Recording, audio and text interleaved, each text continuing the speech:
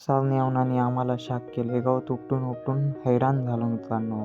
नमस्कार पब्लिक, मी तुमचा आदिवासी पोऱ्या आजच्या ब्लॉगमध्ये स्वागत करीत आहे. तर मित्रांनो, ही तीच वाट आहे. याच वाटेने मी शाळेत जायचो.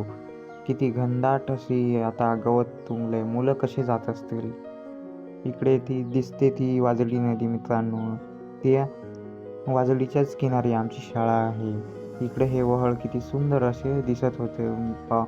शाळेमध्ये जात असताना अनाहून मस्त हातपाय गाय धुवून मस्त जायचो मित्रांनो. इथे जशा का पायऱ्याच बसवल्या आहे मित्रांनो शाळेत जाण्यासाठी. इकडे हे रानातील तेरा, ही नदी पहा, तिकडूनचा पुलाचा नजारा.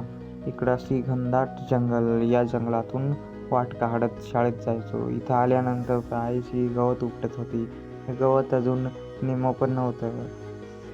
आईशी भंगून गेलती. मग आल्यानंतर इकडं नदी पाहायला गेलो होतो. नदी बघू शकता मित्रांनो कशी वाहत होती दुथडी भरून. नाही मित्रांनो, इथं जवळच एक विहीर होती. तिथे रॉकेलसारखं पाणी होतं आणि त्यामध्ये मासे पण असे सुंदर असे मासे होते. लहान लहानले बघू शकता मित्रांनो, हे असे मासे होते.